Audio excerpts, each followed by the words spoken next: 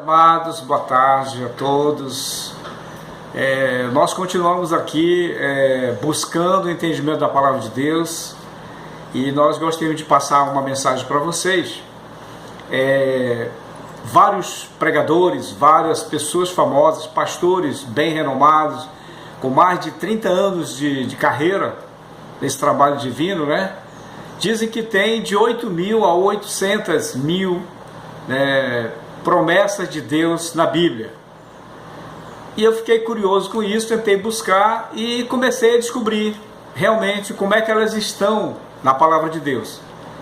E o nosso tema de hoje é como entender as promessas de Deus para a nossa vida. Nós vamos utilizar um salmo conhecido de todo mundo, Salmo número 1, para buscar nesse salmo uma promessa de Deus para a nossa vida. Feito isso, nós vamos ler então o Salmo número 1. Essa versão não é a NVI, é uma versão da Bíblia Online, né? Você pode ler na sua versão. Bem-aventurado o homem que não anda segundo o conselho dos ímpios, nem se detém no caminho dos pecadores, nem se assenta na roda dos escarnecedores. Antes tem o seu prazer na lei do Senhor, e na sua lei medita de dia e de noite. Pois será como árvores plantadas junto a ribeiros de águas, a qual dá o seu fruto no tempo certo, as suas folhas não cairão, e tudo quanto fizer prosperará. Não são assim os ímpios, os pecadores, mas são como o moinho, a moinha que o vento espalha. Por isso os ímpios não subsistirão no juízo, nem os pecadores na congregação dos justos. Porque o Senhor conhece o caminho dos justos, porém o caminho dos ímpios perecerá. É forte isso. O que nós vamos fazer para entender as promessas de Deus? Nós dividimos esse capítulo em três partes. Eu vou só falar, mas não vou citar aqui, que eu não tenho no momento. A Bíblia diz, Deus dizendo para nós: eu deixo diante de vocês a bênção e a maldição. Vocês terão bênção quando seguirem os meus mandamentos. Vocês terão maldição quando não obedecerem os meus mandamentos, né? Você pode pesquisar isso. Eu não coloquei agora aqui, mas tem isso. Então, olha só. Vamos pegar esse versículo, o Salmo número 1, e dividir, então, na primeira parte desse Salmo, ele vai estar condicionada à seguinte coisa. Então, toda promessa de Deus tem uma condição. É comparada, por exemplo, quando você diz para o seu filho: meu filho, se a tua nota escolar não for menor que 9, de 9 a 10, ficar entre 9 e 10, no final do ano eu darei para você aquele presente que ele mais está desejando, seja a bicicleta, seja um telefone, seja alguma coisa. Deus faz muito parecido com isso, conosco também. Se vocês cumprirem os meus mandamentos, receberão a graça de Deus no final, que é a recompensa. Então veja a condição aqui. No Salmo número 1, a condição é não andar segundo o conselho dos ímpios. São conselhos de pessoas erradas, né? Conselhos de enganações. Essas pessoas se dão bem por enganar outras, né? Então não ir por esse caminho. Sempre optar pela verdade, a sinceridade, a honestidade, né? Nem se deter no caminho dos pecadores. Pecadores, o mundo oferece uma série de vantagens. Tem os prostíbulos, tem os bares, tem uma série de outras coisas, né? Que é o caminho dos pecadores. E eles se sentem felizes nesses locais. No final da semana, muitas pessoas retornarão para o seu trabalho dizendo: você sabe quantas garrafas ou quantas caixas de cerveja nós tomamos? E aquele que tomou mais é o mais feliz, entre aspas, né, nesse mundo dos pecadores. Nem se assentar na roda dos escarnecedores. Os escarnecedores são pessoas descrentes, que duvidam da existência de Deus e querem colocar a prova para provar que Deus não existe. Essas pessoas estão se dando bem em alguma coisa errada momentaneamente, ele diz que nada, esse negócio de Deus aí, isso é papo furado. Então eles não seguem essa lógica da Bíblia, não seguem a Deus, são os escarnecedores, aqueles que zombam de Deus. E outra condição, né, é ter o seu prazer na lei do Senhor e nesta palavra de Deus, na Bíblia, meditar de dia e de noite. Isso, irmão, isso tudo que eu falei para vocês, não seguir o conselho dos ímpios, caminho dos pecadores, a roda dos escarnecedores, e meditar na palavra de dia e de noite, não é pouca coisa, é muito esforço. É sair do mundo para entrar no mundo invisível, o mundo de Deus, pela fé, né? O segundo ponto,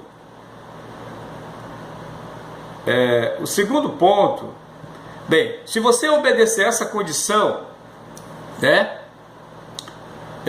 Se você obedecer isso, Deus fará o seguinte, é o segundo ponto desse versículo. Quando você lê com calma, você vai definir isso.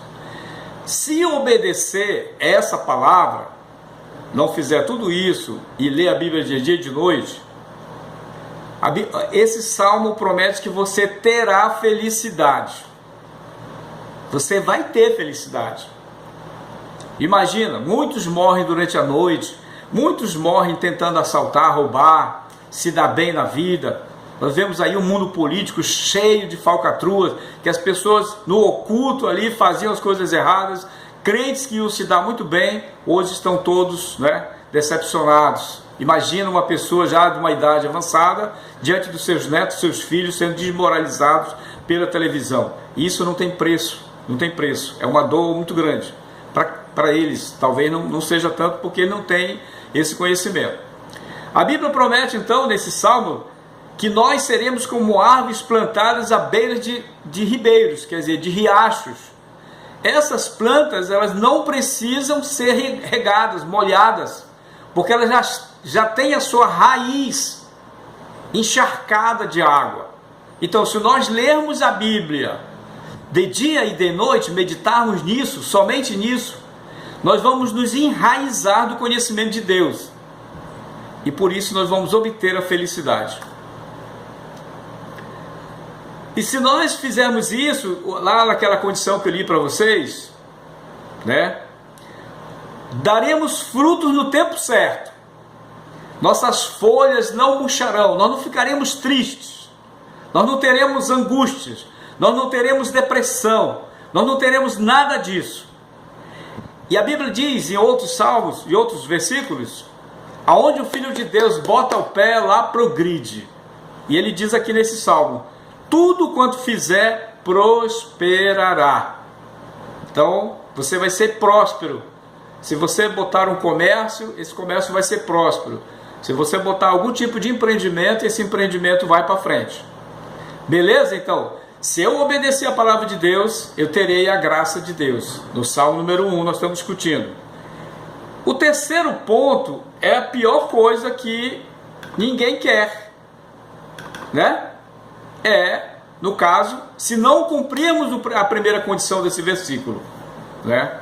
Se não obedecer, teremos então a maldição. Eu citei aqui, Deuteronômio 11, do capítulo 20, do versículo 26 e 27. Leia aí. A maldição Deus estabeleceu no Deuteronômio, capítulo 11, versículo 26 e 27. Então, seguindo aqui a nossa lógica, do Salmo número 1. Você viverá como ímpio se não fizer aquilo. Você viverá como um pecador. Você será um pecador. Segundo ponto. Não junta nada. Tudo se espalha. Tudo que você faz vai... Se você compra um carro, vai dar problema no motor. Se você compra uma casa, provavelmente vai acontecer um problema. Ela vai cair, pegar fogo, alguma coisa assim, né? Você não consegue juntar nada, você ganha bem, mas não consegue juntar, porque você não lê a Bíblia, não tem conhecimento da palavra, vai na roda dos escarnecedores, vai buscar as alegrias do mundo, que são as festas e tudo mais e tal.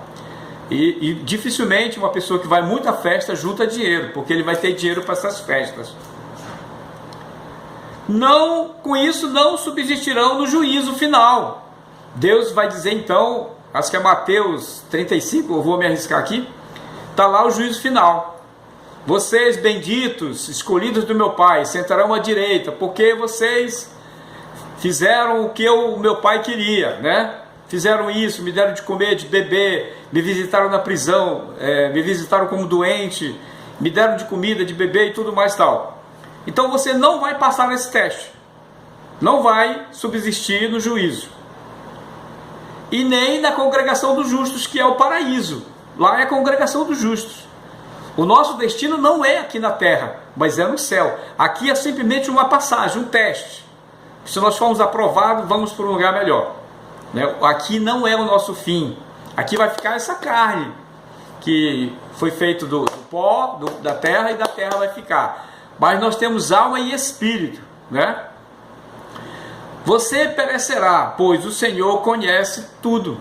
Deus conhece todas as coisas. Deus é onisciente, onipotente, né? E está em todo lugar. Veja também Romanos 12, 2, João 13, 3,15, né? João 3,15 vai falar um pouco sobre isso aqui também, né? Romanos 12, 2 diz que nós temos que sair do padrão do mundo, e entrarmos no padrão de Deus. E isso aí tem a ver com a mudança da mentalidade. Mudança da mentalidade está no livro de Joyce Meyer, uma pastora americana.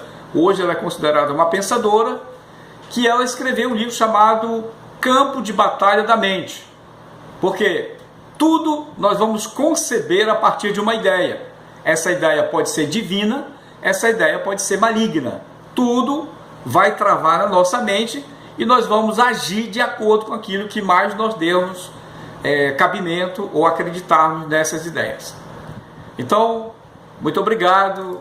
Vamos pedir para você se inscrever nesse canal. Toda novidade você receberá uma mensagem. Me despeço aqui, nesse horário que eu estou gravando aqui é tarde, então desejo uma boa tarde para todo mundo. Aqueles que virem de manhã, um bom dia para todo mundo, né? Deixo aqui a nossa mensagem.